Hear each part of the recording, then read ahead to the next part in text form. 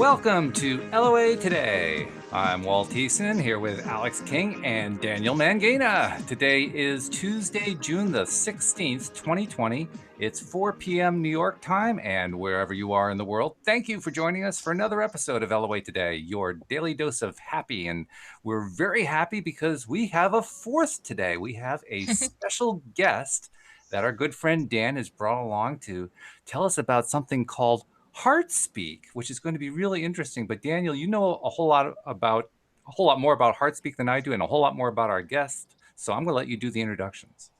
Well, thank you very much, Mr. Walt. I'm really honored to be able to share with all of our listeners today my beloved friend, Dr. Anne Jensen. Dr. Anne, she's wonderful.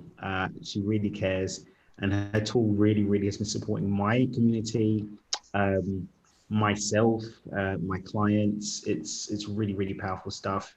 Her grasp on feelings and emotions and how we can really maximize our life experience by stepping into our agency around them, but in a way that's really nourishing and self-caring and not beating ourselves up.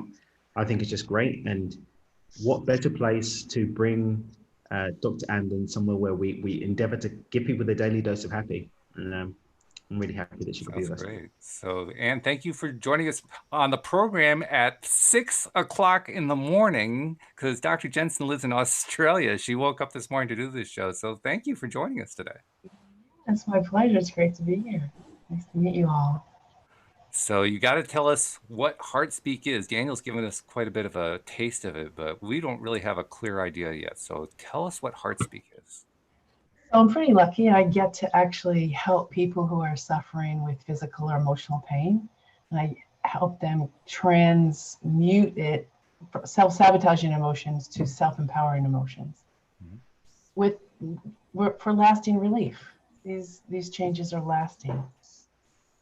So sounds pretty good. Okay. Well, certainly that's something a lot of people need, particularly listeners of ours who are conscious creators, always working on keeping their vibe up. That's an important piece. You got to be in that good emotional space. So if you got stuff in the way, it's nice to have a way to get out of it. Absolutely. Yeah. How long have you been doing this? So pretty much all my life, but professionally, I've been teaching Heartspeak for 6 years, doing Heartspeak, and then what developed into Heartspeak for 15, 16 years. Wow. So you must have quite a list of successes and testimonials and all that kind of reinforce, yeah, I'm on the right track here. Yeah. I'm pretty blessed, yeah. I wish you all could be a fly on my wall sometimes and see the changes in people. They're just profound.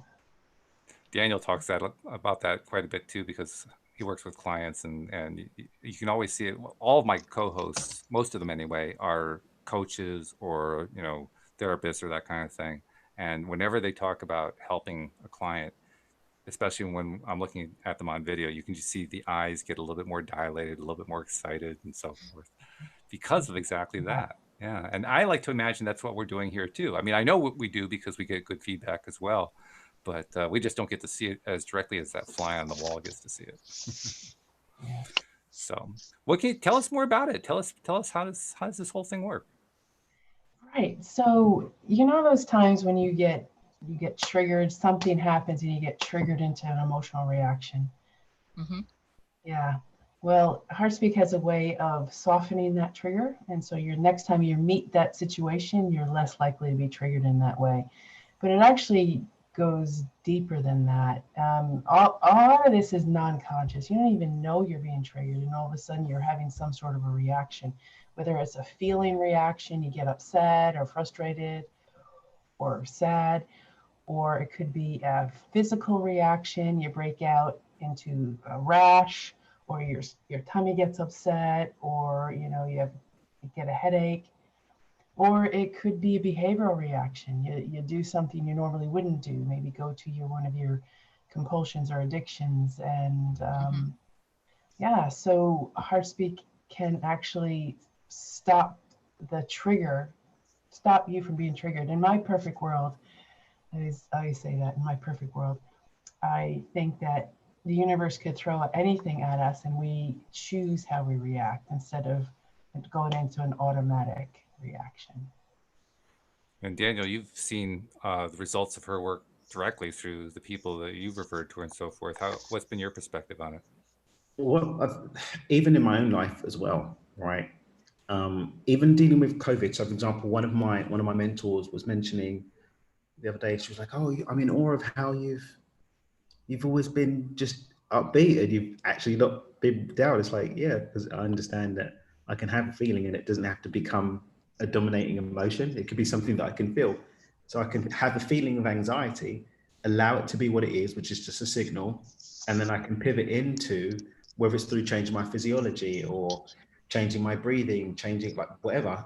I can go through the heartspeak process and actually step into an emotion that I choose that actually befits what I want from the situation versus being a slave to the impulsive response to the situation, to the trigger. It sounds pretty powerful. So I don't know about you, Alex. I want to learn more about this. I sure do. So Okay. teach us. Yeah. How about show you? Okay. I like that too. That sounds like fun. So pick something in your world. Oh, this is a really profound one. This is really easy. It's a physical manifestation of stress. You could have some neck stiffness or tightness. This is just one example of how Heartspeak can work. So turn your head right and left. Even if you're watching later, you can do this and it will work. And usually one side is more restricted than the other. Would you say that? Yes. Yes. No. Yes. Alex is so relaxed that, I mean, she could spin her head around 180 degrees and wouldn't know the difference. So, you know. I didn't know there's so much, but you can feel it within yourself. Okay. So touch your neck where you feel the restriction is the most. Just pop your hand on there. Yeah. Okay, great. And we're just there is some stress related to that, so you can take your hands away now. All right, we'll launch in. So we're just going to pick one feeling out to see if we can shift that energy, which will shift the restriction. All right, so It's related to emotion and urge of resistance. So in Heartspeak, we use feelings, words that represent feelings like fear, anger, and sadness, but sometimes we use words that aren't traditionally represented by feelings, and pull is one of those words.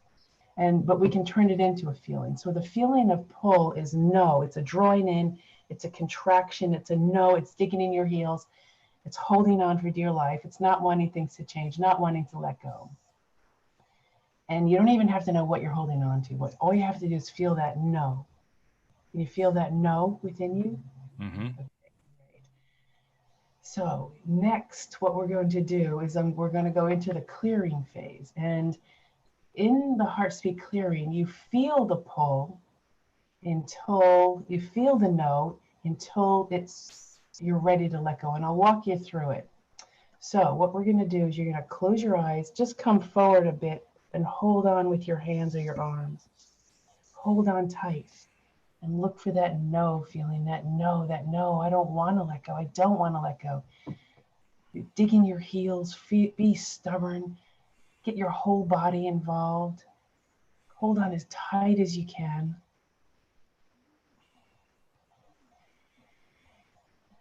Hold on even tighter. Really exaggerate this no. Yes. And then let's sit up with your eyes closed, head back, shoulders back, chest out. Really open up your posture. And whatever it was you were holding on to, now let it go. And not only let it go, but feel it go. Feel it melt from every cell of your body, from every corner of your mind. Just feel it go. And when it's gone, there's a lovely sense of freedom waiting to come in. When it's gone, then invite freedom in and feel free for a moment. Be free. And when you feel ready, open your eyes. Okay, and then turn right and left again and tell me what you noticed. Oh my, it does go farther, doesn't it?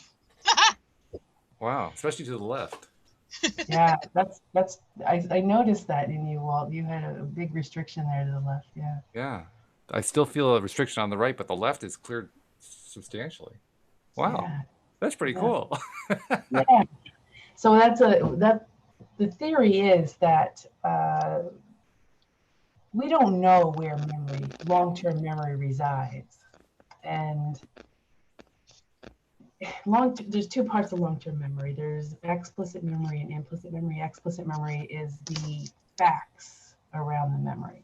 Sure. Yep, I was 7, I fell off a bike, had to go to hospital, broke my arm, blah, blah, blah, blah. There's always going to be an implicit memory as well, which are the feeling part of the memory. So usually if a memory is big enough, it usually has both before it gets stored into long-term memory. And we don't know where long-term memory is stored, but I think, especially the implicit memory, the feelings, I think they are actually, that's energy, and energy gets stored. We think it's in the fascia. There's no actual proof of that yet, but we think that it's in the fascia. And by releasing that node, releasing that pull, which was stored, you actually can get some more movement. But it's not just a physical thing. You can be triggered into reacting in certain ways, and everyone's got those. If you don't mind, I'll just show you one more Sure. one more use. Everyone has painful memories. A painful memory, I think, is something that when you bring to mind, you don't feel so good. You feel bad. Mm-hmm. It still hurts, or there's still some sort of reaction. And if you're like most people, you have a few of those tucked away. Sure. Let's choose one thing. And again, if you're watching from home, you can play along as well. So choose one painful memory and sit with it for a moment. Bring it to mind and feel it. And on a 0 to 10 scale, 0 meaning it doesn't bother me at all. 10 is, wow, it's really, really bothering me. The most ever. Just get that number in your mind. Just you don't have to share it. That's just for you. All right. And then what we're going to try to do is we're going to pick that apart a bit and see if you can make that memory a bit softer for you. All right. Bring your memories to mind, and it's related to an emotion. So these are the normal emotions. So we have fear, anger. Okay, we all know what anger is, but the thing with anger is we get really good at not feeling it and suppressing it, repressing it. So I'm going to ask you to give yourselves permission to feel this anger. Okay, and remember, anger is a big spectrum of feelings. It can be anything from, a bit annoyed to irritated to frustrated, all the way up to enraged, right? So it's going to be in that spectrum somewhere. Okay. So in this case, to clear an anger, we're going to put our hands and fists. We're going to make an angry face, which is a scowl. You can grunt if you want. Hands and fists, close your eyes, and let's go into the clearing part. So feel this anger. Really, really exaggerate this anger. In fact, make it bigger and bolder than it actually might be. As big as you can. Make it physical. Feel it in your body. Feel it in your muscles, in your face. When it diminishes, take a moment and bring it back.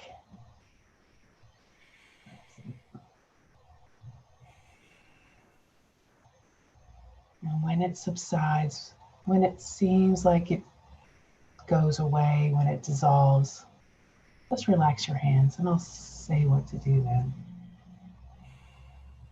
And then start looking for joy on the inside. Start looking for joy in your heart space.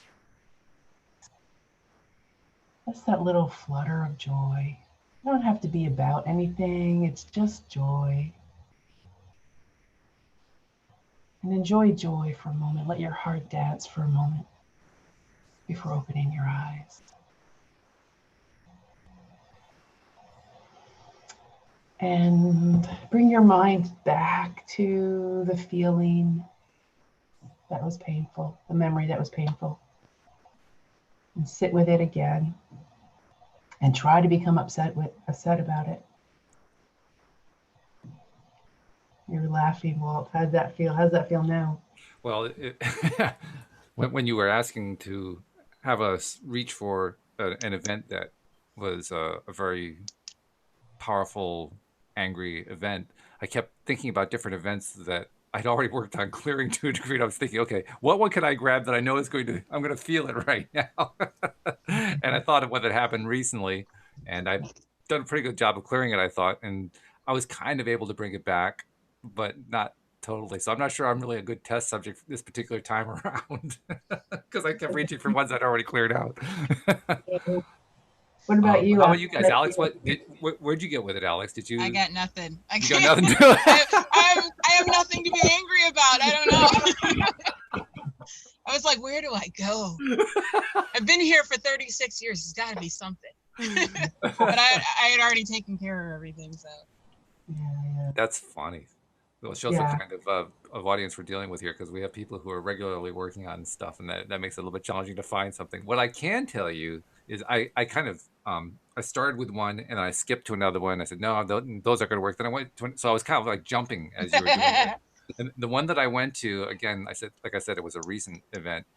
And when you were guiding us through the part where we're getting all tensed up about it and trying to really feel it again, it was interesting because, like I said, I kind of already cleared this one. So I'm trying to bring it up, and I bring it up a little bit and sink right back down. I bring it up a little bit and sink right back down. I was like, come on, you gotta come up here.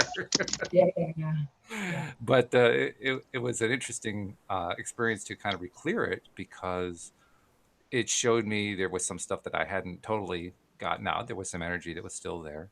Mm-hmm. And when you were describing the part where okay, relax, I actually let myself stay tense for a little bit just to try to feel it some more. And then I relaxed, and boom, it was like instant relax. So I don't know if my situation matches what the typical person out in the world would experience, but that's what I was feeling. What were you feeling, Daniel? Were you doing the exercise too? So I went into the anger, and I was like, oh, I'm not going big enough. And so I was like gritting my teeth and really getting into it. And then I saw myself like dancing when we had the joy bit. I was like, oh, I'm dancing. Yeah. When are you not dancing? Then it got really ridiculous. It felt really ridiculous going back to the angry thought. It's like, that's a bit silly. We can dance instead. What's the point, right? Dance instead, bro. Like, why not dance? That's exactly how this pivot emerged from anger to joy. I felt silly. I felt ridiculous. And then I realized, oh my gosh, this is a joy. Mm-hmm. And I was working with a woman who admittedly came to me and said, look, I've been called an angry person. And, I might be an angry person, but I'm not really an angry person. I don't want to be an angry person. So can you help me not be an angry person? So anyway, we worked for a few weeks, and she called me up walking down the street, and she said, I'm just walking down the street, and all of a sudden I felt joy in my heart. And that was a testament to her that, her anger is shifting. So yeah, that's great when that happens. I mean, this sounds like a fabulous technique, and I can sense it. I mean, certainly I felt it with the neck, and I can see how this is something I had never really thought about in the way that you're doing it here. Because what you're doing kind of what a therapist does or what a life coach does. You bring up that painful thing, and you're actually just physically turning it into the feeling part. They're also tying in, well, here's what the story was, the narrative, and so forth. But you're just saying, here's what the feeling was, and you're rebuilding that feeling for the purpose of letting it go. Because after you've rebuilt it from afar, so to speak, it doesn't have the same power that it had before. Yeah. You want to know why I don't go into the story? There's actually a neurological reason. Yeah. And it again has to do with how memory works, long-term memories. And when we, as I said, when we remember, when an event becomes important enough in our lives, it gets stored into long-term memory. And then when we recall it, we need it again, we recall it and put it from long-term memory into working memory. And then use it, or maybe it gets triggered into working memory. In any case, it's in working memory. And then when we're done with it, we store it again. But there's a window of opportunity on the way from working memory into long-term memory, where we can change the memory slightly, where the memory becomes flexible. So we store it into long-term memory again, where it's slightly different. So if we do that over and over again, the memory that we have in long-term memory is actually nothing like the original memory. So we know that memory is inaccurate. It's been shown time and again in research studies that memory is inaccurate. Right. So therefore, the facts, the explicit part of the memory, the facts about the memory are probably inaccurate. So we don't worry about the facts. We just worry about the feelings. Sure. We try and evoke the feelings as strongly as possible, which will bring up the memory. And then when that's resolved, we then pivot to replace that memory, a preferred memory. Like instead of anger, we put in joy. It's like taking a bad memory chip out of a computer and putting a preferred memory chip in. It's a kind of a physical take on reframing or pruning or whatever you want to call it. There are various names that are given to it where you basically take an old memory that you want to reshape into a new memory. It's a physical approach to that.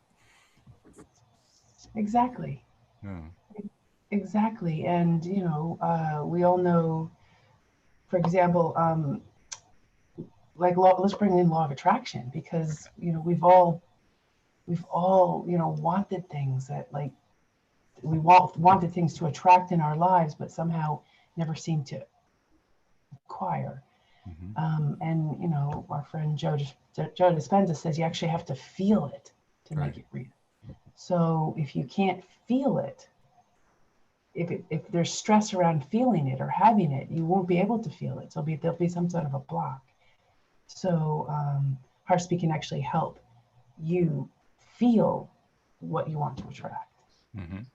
Yeah. Yeah. And I like the fact that you're emphasizing the feelings so heavily. I mean, law of attraction theory tells us that's where all the power is. I mean, the attraction part happens on the thought, but the power comes from the emotion. Yes. Right. Yeah. So that makes a whole lot of sense. Very cool. I like this. And very simple. That the best stuff that I've found anyway in all of this whole topic area is the stuff that breaks down so simply. I mean, like with Daniel, for me, the most simplified thing that Daniel has been able to bring to the table, and it's wonderful, is the idea of microshifting. So it's such a very, very simple little thing, and it's incredibly powerful. And this has very much the same kind of thing. Just break it down to what it feels like and really feel it. And just feel it and feel it until you dispel it. Exactly. And if anyone's had any trauma, and many of us have, it's really uncomfortable and probably not a good therapeutic approach to ask someone to feel the whole trauma. But in Heartspeak, we're not feeling the whole trauma. We're just feeling the anger now. We'll leave the rest. Okay, once the anger's dealt with, what's next? Okay, now we can deal with the pull feeling. Okay, and then we just chunk it down like that. So then this whole trauma gets less and manageable. So whenever something interesting like this comes up in the show, I've learned to treat it as a situation where it's an indicator that there's someone in the audience who needs to hear it. So you just brought up a very interesting point that there can be a lot of pieces to something. And I'm imagining there probably are going to be people listening in who have something like that has gone on, and that they may still be, haunted by, or however you want to describe it. So what's that, Daniel? Or working through it. Yeah, that's right. They could be working through it. So if they are, and right now they're either doing it themselves or maybe they're working through a coach of some kind, how would you recommend to them that they break it up? I mean, you kind of started to describe that in terms of, well, here's the anger piece, but give us a better idea. How do you break that up? Right. It's as you said, it's a very simple approach. So you don't try to deal with it all at once. You notice one feeling in it. If you can name that feeling, maybe it's sadness, right? Okay, so I'm just going to deal with the sadness, but there's all these other things in here. So I'm just going to deal with the sadness. And then anyone can identify one feeling out of the mix. And then I call it going through the sadness tunnel. You just carry on going through it, feeling the sadness, until it lifts or you've emerged from the tunnel and there's a distinct shift. And then you're ready to what we call pivot, which means turn your attention from the sadness to something better. in Heartspeak we use peace, but really you can pivot to anything, any lovely feeling, any feeling that feels natural. Which is exactly what Abraham Hicks teaches for a law of attraction. You do the pivot. It's the same principle. Actually, that's a really interesting thing that you brought that up, because I never listened to Abraham Hicks. Is that right? My friends have. And it was a few years ago now, and I'd been teaching Heartspeak using the word pivot. And I saw someone post on Facebook about Abraham Hicks' quote about pivot. You must pivot from negative to positive. Not that I would use negative and positive emotions, but that's the quote. And she said, but she said pivot. So I said, oh, pivot. She's using pivot. So I emailed her, didn't I? Of course I did. Of course. And I got a reply. I asked her when she started to use pivot. It was back in the early 90s. So it was like a collective consciousness thing. I had not heard that before. And so, but I got it from somewhere. There's another example of how that happens too. What's that, Daniel? Quantum entanglement. Yeah, no kidding. That's exactly what that is. Yeah. That is so cool. Have you noticed how much pivot is going around? Everyone's talking about pivoting. Oh my goodness! Right now, especially, we're in here in the U.S. I've been calling it the trifecta, the terrible trifecta. We've got the pandemic, we've got an economic crash, and now we got racial tensions going on, and so there's a whole lot of opportunity for pivoting going on right about now.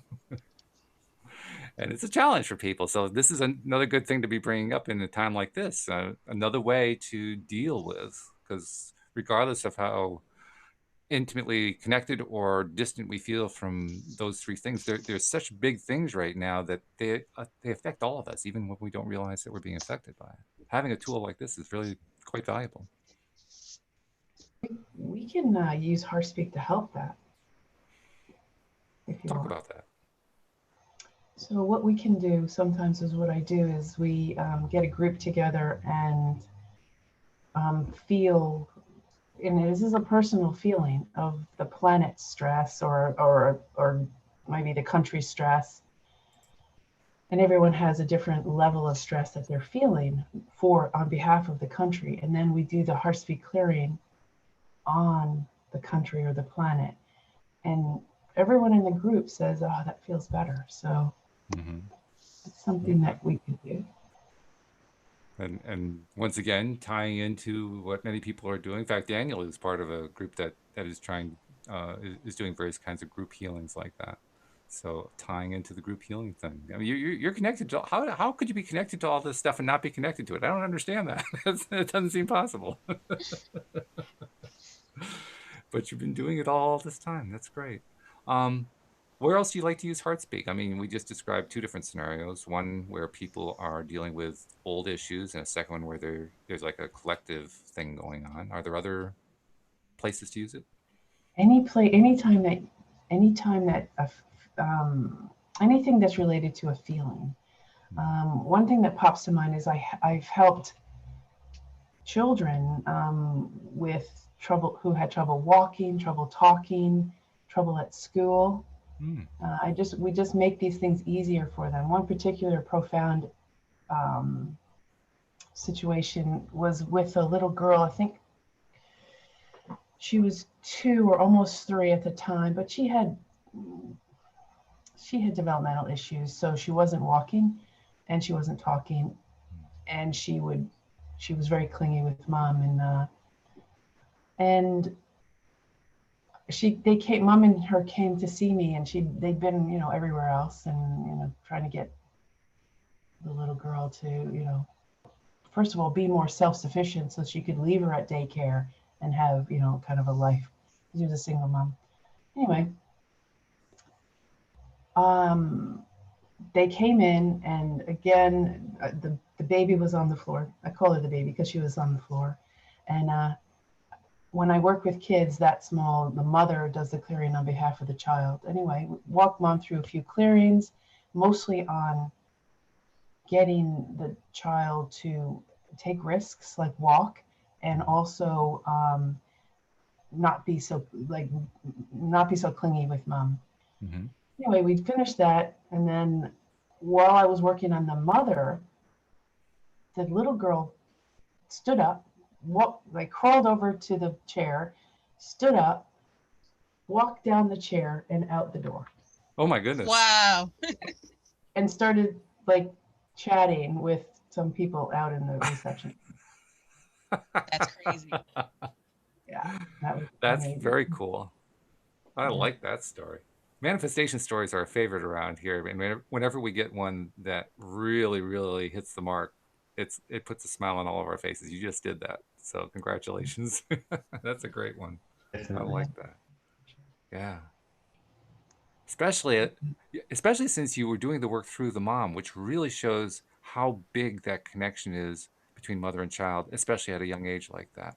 That literally by working with her energy, you're working with her daughter's energy at the same time. We call that surrogate work, and we, especially in the with feelings, it's so useful because we all share our feelings anyway. We all pick them up. Feelings are contagious, so we can feel each other's feelings. In fact, sometimes when I'm working with little ones, they'll be on the floor or just sitting there in mom's lap, and mom will be clearing or at least feeling a feeling, and then the child would look up at mom like, how did you know? Yeah. Well, clearly the child felt it, experienced it. Yeah. That's very cool. And it really does illustrate it. I mean, I suspect that most moms know that they have a strong connection. Yes. I wonder, though, if they know they have that much of a strong connection. I mean, do you find that, is that like news to the mom, or is that like, oh yeah, I expected that? Some moms, yes. Some moms will expect it. Some moms will, like, it's natural, but some parents, or especially the dads, are like, this is crazy stuff. It depends on where someone's coming from and the level of like belief that they've got. Absolutely. That's what it really comes down to, I think. People are going to be seeing it through the lens of the stories that they hold. So if someone sees, I'm connected, then they'll be able to tap into that, and they'll be able to accept it and believe it. And I think maybe, would you say even, Dr. M, that if someone does hold that belief, that they can even get better results from it, because they can even be more directive and deliberate with the energy? Yeah, yes. It's in the better you are, just trust the process and, believe that this is going to work, it does. Having said that, I've worked with some young, thinking of a particular young man with autism. He wasn't having it. He was just not going to do it. And he was really resistant. Anyway, he and his mother had a few sessions, and for their relationship, it was a very difficult, tumultuous relationship. And now I just saw mom the other day, and it's calm. So yes, even though there might be some resistance, you still can make shifts. That's the other word that keeps coming up, and you brought it up a number of times so far. And of course, it's a mainstream word where law of attraction is concerned. Resistance. We often become quite concerned with that, because then we're trying to manifest something and it doesn't show up, and we're told, oh well, it's because we're resisting in some way. I wasn't resisting anything. Where's my off button on my resistance?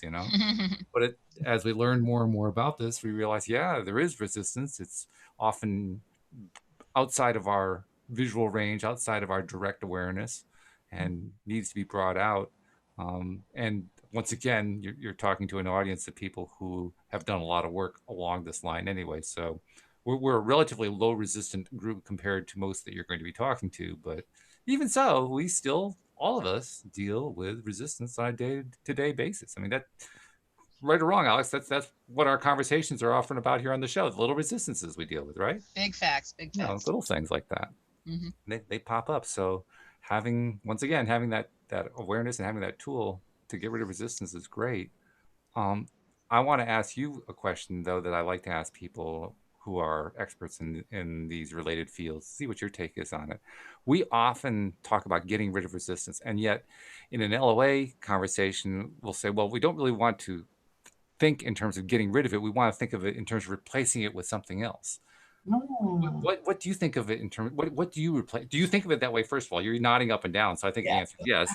Exactly. What do you replace it with? What do you replace resistance with? It depends on the type of resistance, and from a Heartspeak perspective, there's several different types of resistances, but you can generally classify them as a pull, like we did, a no, a digging in your heels, not wanting things to change. And again, these are all some of them are non-conscious. So we replace that with a sense of freedom. Okay.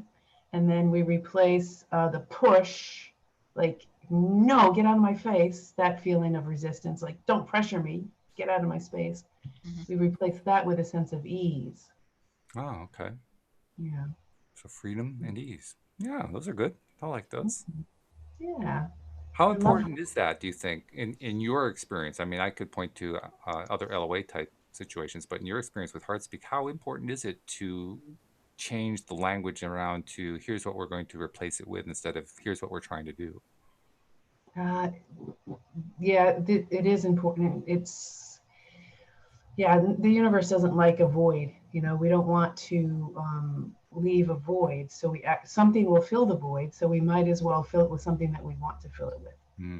So I choose ease rather than, more. It's a good word. I like it. You're going to choose anything. Why not? Go for the gusto. Go for the really good stuff. Yeah. Okay. You guys got any questions? I'm doing all the questioning here, but you guys get to jump in. You're really good at doing these like proper grown-up interviews. Me and Alex are here for the not the proper grown-up interviews. Yeah, you're the grown-up. We provide comedic relief. Facts.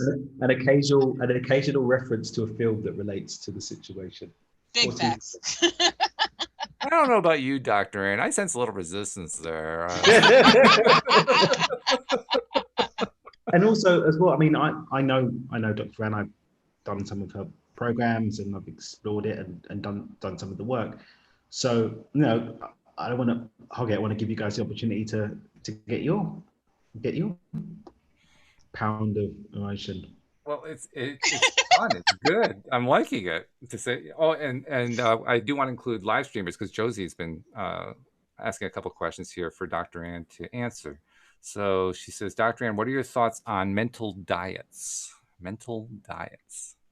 By mental diets, I'm taking that to mean the things your mind pays attention to, and that is so important. If you surround yourself with negative people, it's gonna wear off on you. You really have to, especially now, you have to be very, very particular about what you focus on, like all the news, all the media. There's a lot, sometimes you just have to shut it off. You actually have to, again, choose peace, joy, harmony, connection. You have to actually actively choose these things. Yes, I firmly believe that. And she does too. She says she believes that mental diets are essential.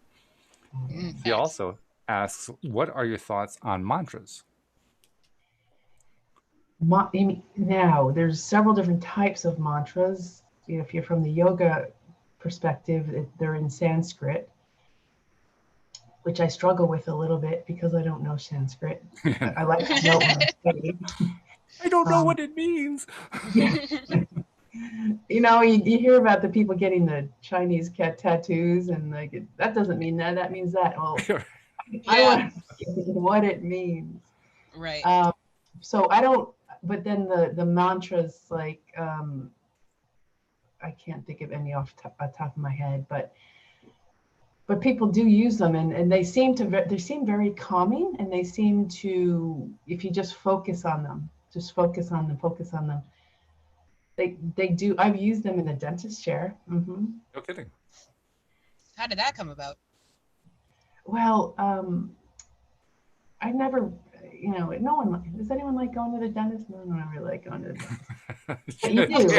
Of course, Daniel. I like knowing my teeth are clean. That's what I like. I'm waiting for, one of the things I'm waiting for most about quarantine to be fully over is I can go to the dentist again. Right. Wow. It just went last week. It just opened again. Here. I'm definitely due for a cleaning. Yeah. So I was in the dentist chair and I'm like, I mean, nothing was wrong, but he was in there a while and I started to get like frustrated or anxious or whatever. So I just started to doing one little mantra. And it just sort of went, I can just sort of get in the zone again. So that was lovely. So I like using mantras. That raises an interesting point. As an expert on Heartspeak, you must use it on yourself all the time. Oh, every day. Yeah. Day does not go by. Yeah. What about you, Dan? Do you use it every day? Yeah, I don't necessarily go through all of the steps of the process, but even just the philosophies and the way of looking at my feelings, my emotions, and how I'm engaging with them, and also being compassionate for other people as well, and their emotional responses that don't necessarily groove with me. It's like, oh, you don't know Heartspeak, do you?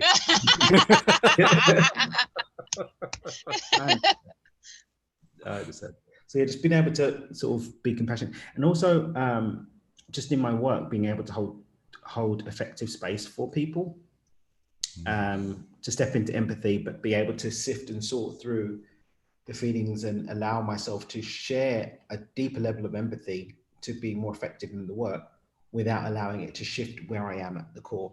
So integrative Heartspeak living, I'd say. Cool. I like that. But I always know that, you know, if there was a time when I was like really in a space, then I can pop to, like, where are my Heartspeak tools? Okay. and go through it. Yeah. Funny too, as you were describing that, I was realizing, and this is probably true for other people too. I mean, Anne, you can tell us from your experience, but I think maybe I was unconsciously doing this at times anyway, without realizing what I was doing. Absolutely. I mean, any time that I just kind of would get into, I was angry about something, so I'd like, relive it again and just kind of feel it again. I was doing that without realizing what I was doing. Nice. And then what'd you do at the end? Did you pivot? Probably. Yeah. I mean, I have to think about particular. It happens naturally, actually. Yeah, actually, well, the incident that I was thinking of when you asked us to do it, I remember I skipped past two others and went to this one, and I stuck with that one. And I can remember now what happened. At that incident, I did express a lot of anger toward this person who was really just doing a number on me. Got out of there as fast as I could. And as I'm getting away, I'm going through the process of reliving it again and getting, I'm on a walking path, on a nature path. And as I was getting away from that was also making me feel more relaxed. And then within about 10 seconds, somebody was passing me the other way, and I instantly clicked in the mode, "Hey, how you doing?" And it was all gone. The whole pivot was done. Yeah. So I call that getting reheated. I did it without realizing what I was doing, but I did. Yeah. So I guess what you're saying is this is actually it's a natural process that we have evolved throughout the millennia. Kind of did it half accidentally, but it was sort of there from a human race perspective, and we just kind of drew upon it without realizing what we were drawing upon. Yeah, in my perfect world, in my vision of the future, we won't need Heartspeak, actually. What do you mean by that? We won't have any stuck emotions or triggers or anything to actually clear or process. I mean, I see kids doing it now. Kids are automatically pivoting. Kids are automatically feeling their feelings and then pivoting. It's really cool. And I think kids are more emotionally intelligent than yes. Very true. More in tune though, because they're functioning with less analytics and more pure emotion, no? Exactly. They live in their feelings. Have all the thinking getting in the way. Yes. Like, get into it. And add on the fact that so many people are doing work on themselves these days. I mean, not the whole population necessarily, but certainly people in our circles are working on themselves, raising their own vibrations, as we like to call it.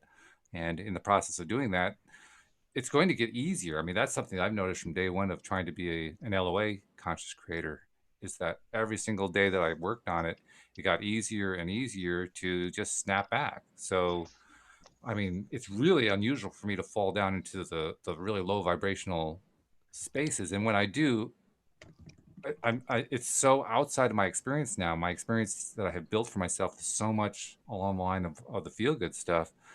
First of all, I don't want to stay there very long. I want to get out as soon as possible. Like, we're talking microseconds, you know. And then once I'm out, it's like, oh, well, okay, that was something I don't want. Next. You know? So you're right. There's not a whole lot of time. Yeah, right. Next pause.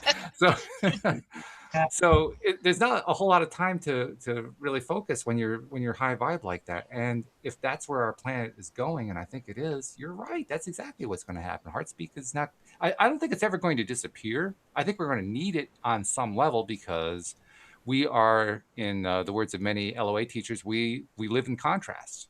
We live in a world of contrast where there are things we like and there are other things we don't like, and we have the opportunity at any given time to choose what we're going to pay attention to. And as time goes on and we become more skilled at focusing our attention where we want, it's not like the stuff that we don't want will go away. It'll all still be around. We just won't be spending as much time on it. And it'll almost be like this Heartspeak approach will be so ingrained that we'll still be using it. We just won't think about it. Mm-hmm. That's my take on it. You're shaking your head up and down, so I think I've hit a nerve. Yeah, definitely. I mean, I do feel that's where we're headed as well. I mean, you know, there's always going to be little, oh, have you noticed this? Have you noticed what every time you say, oh, I got that nailed. Like, I know you said I worked on that and I got that nailed.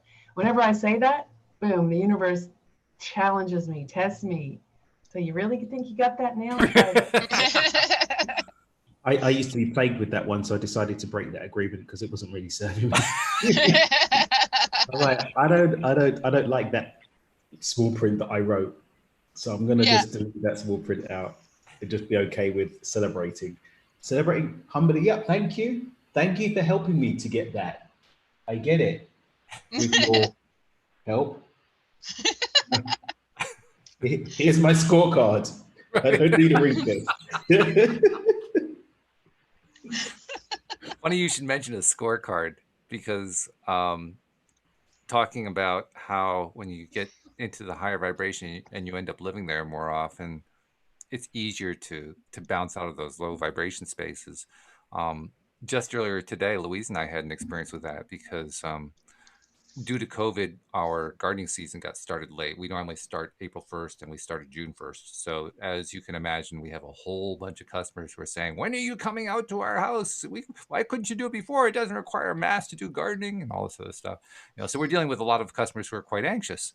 And on top of that, we're dealing with staff issues, because one of our staff members was injured over the winter and he can only work half hours. And another one, she's getting up there in years. She wants to cut down on her hours, and another person didn't come back at all. So, you know, we got the ads out and we're trying to fill it and so forth. And we hadn't really gotten who we wanted. Louise came to me at about 1 o'clock, something like that, sat down, and whenever she sits down in front of me, I know, okay, this is serious. So she sat down in front of me and she says, we need more help right now. I mean, I know we got the ads out there, but we need more help. And so long and short of it was, we both agreed, okay, let's do our LOA thing. Let's just put the energy out there. Oh my God. One phone call after the other from that point until 15 minutes before I did the show. I mean, the universe just went, boom, here you go. It was nuts. Go. That's so awesome, it just goes to show what happens when you get the vibe up. Oh, you better watch out what you're asking for, because it's going to come in spades. It just comes and comes and comes. Holy cow. I think it all comes down to like when I look at the flow funnel stuff, it all comes down to what you've got the capacity for emotionally, what you've got the capacity for in terms of your beliefs, and what you've got the capacity for in terms of your physical environment. So I can be all good and groovy. I could have done my Heartspeak and really opened up to the emotional frequency of what I want. I can believe it, but if I'm just at home eating Cheetos and watching Netflix, then I'm not going to meet the love of my life, right? It's just not going to happen if I'm not physically doing that. So I think having the capacity to open up to that bandwidth and having opportunities like you've had, where you can see what happens when that bandwidth has been opened up, the blessings that come in, then you can start to, oh, hang on a minute. Well, I've had this physical experience that when I step into this, when I do open up along all levels and I'm very clear and clean on that, then it can literally happen right away. And I think abundance is our natural state.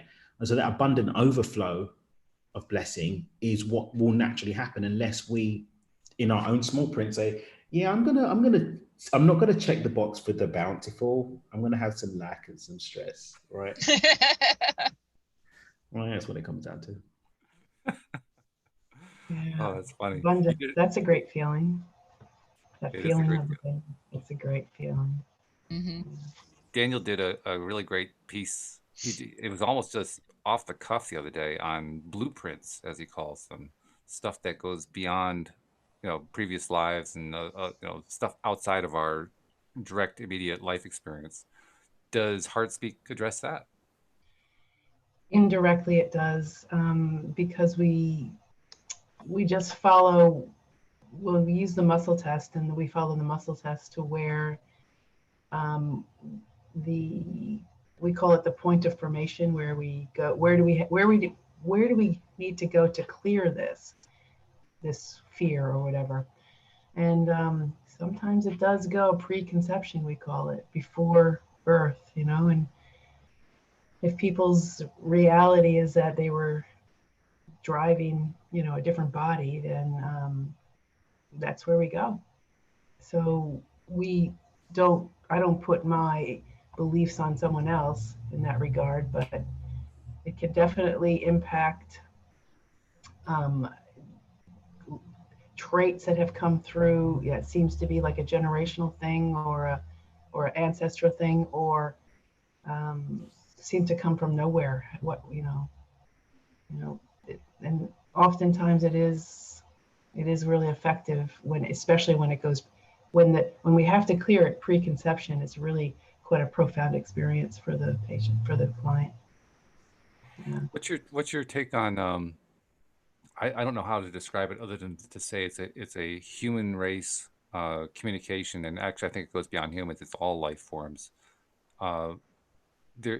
There are a lot of different theories that kind of tie into how do large groups of people collectively share information without knowing each other and so forth, and how is it that animals are able to do it? How is it that I think it's rhesus monkeys are able to communicate, on opposite sides of the planet, sharing the same information about what just happened 5 seconds ago?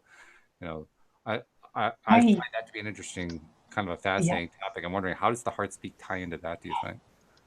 I have a theory about that. I think that animals and we communicate through feelings.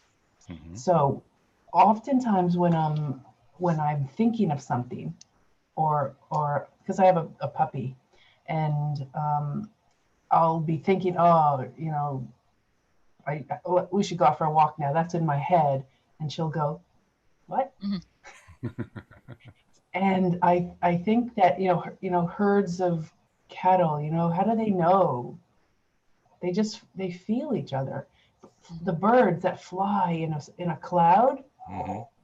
They must feel each other. I think it's through energy, and I think feelings are energy, and we share that. And how many times have we thought of someone, and then they'll pop up, they'll message us or ring us. Right. Yep. That's a great way to describe it. I personally think that words and actions are just a medium of communication for energy. Yes. It's just a way that we understand the treatment that's going on. I talk about this in my workshops when I talk about like the difference between being grateful, gratitude, and saying thank you. And even when you look at, I hate you guys. Obviously, the words don't. Right. There's a disconnect between the words. I love you. I really do, with all of my heart. Like, there's a disconnect. Yeah. Whereas if I don't even say anything, I'm just like, yeah, right? It's I don't know. I agree. Anyway. words and all of that stuff. I think we just got more primitive over time as we've gotten older.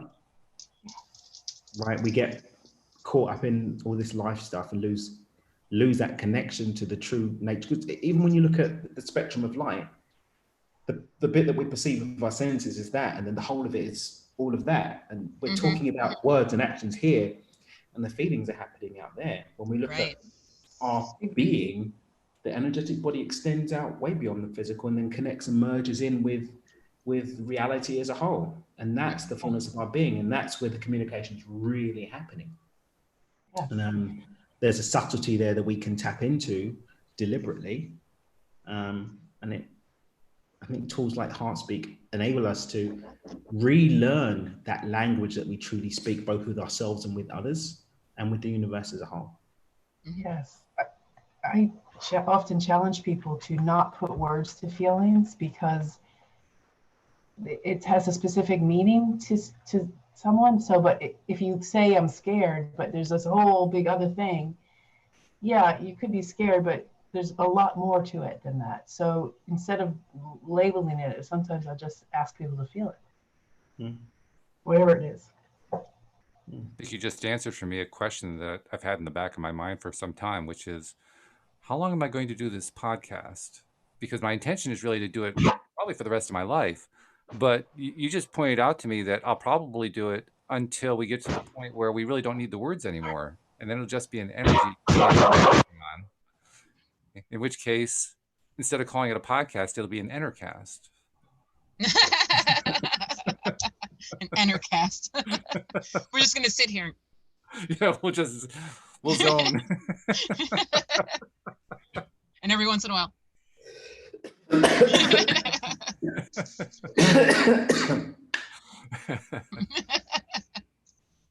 Yeah, there'd be a lot of coughing, a lot of but not a whole lot of words. Hey, before we run out of time, I want to make sure we do our promotional announcements. Included, in, of course, is the fact that I know I keep saying this. We've been saying it for a few weeks now, but I really, really am close to launching this. I'm like down to the last touches here. So that's going to be coming out in the next few days. So I can't quite say to get the app from the Google Play Store or from the Apple App Store.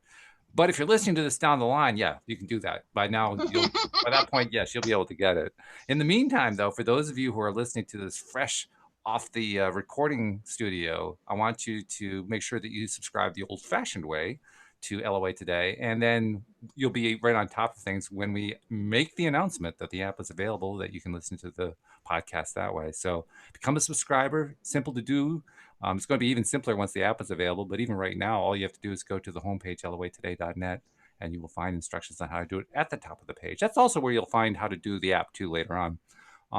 On top of that, also, you want to make sure you tell a friend to tell a friend, as our friend Alex likes to say. You want to make sure this gets passed around, more and more people finding out about their daily dose of happy. And you get to check us out on YouTube, because we do this live streaming to YouTube like we're doing today. And that's where our wonderful Alex King comes in to tell us exactly how to do it.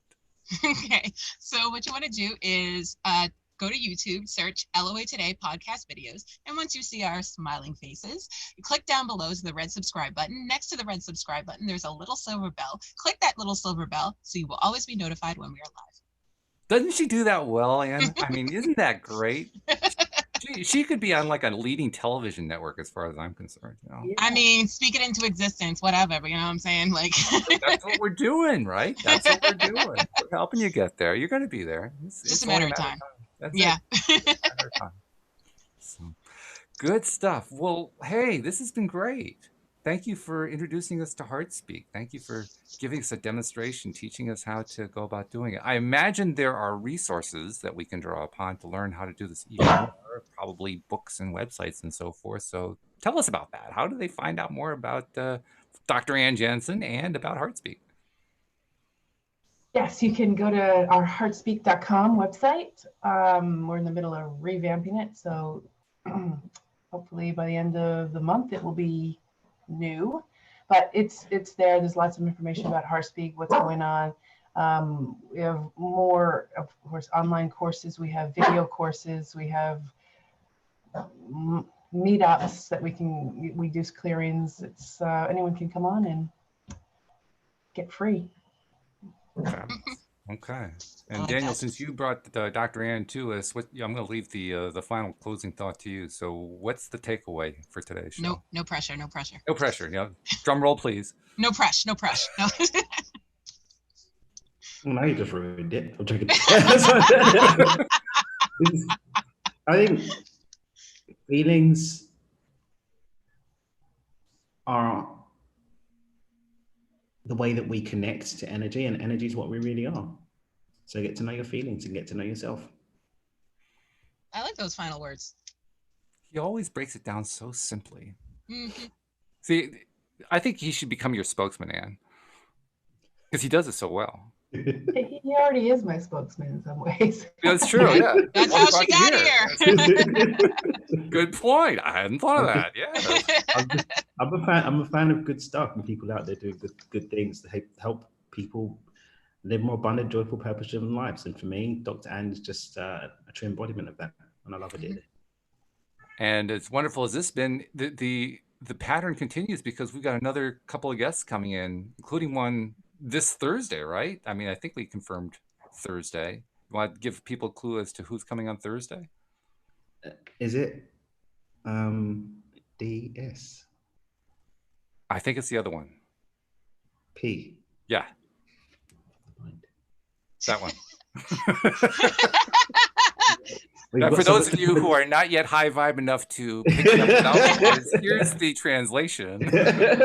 So Dr. Ann's taken us into our emotions, into our feelings, and Paul Reed's going to take us into the mind and NLP and how we can start communicating with our mind more effectively and tapping into our daily dose of happy that way too.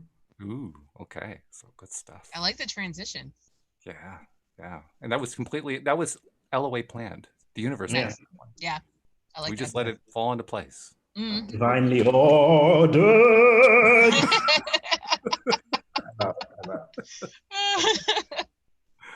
So great. Thank you once again, Dr. Ann Jensen. We really appreciate you taking the time, teaching us this stuff, giving us a demonstration. So thank you for coming by. We appreciate it. We're going to have you back again sometime too. So, kind of mark it on your calendar at some point. Okay. Thank you.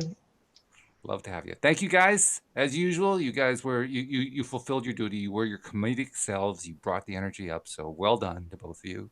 And of course, Daniel brings in everything else that goes along with it. Daniel's like a jack of all trades. He just has all of it going at the same time. Dan of all trades. Dan of all trades. Get my name right. Look it up. I mean, when he's doing his tangents, I mean, they're great. Alex and I basically are trying to keep up, So thank you, guys. Thank you, live streamers, and especially thank you to all of our podcast listeners as well. We'll see you all next time here on LOA Today. Goodbye, everybody.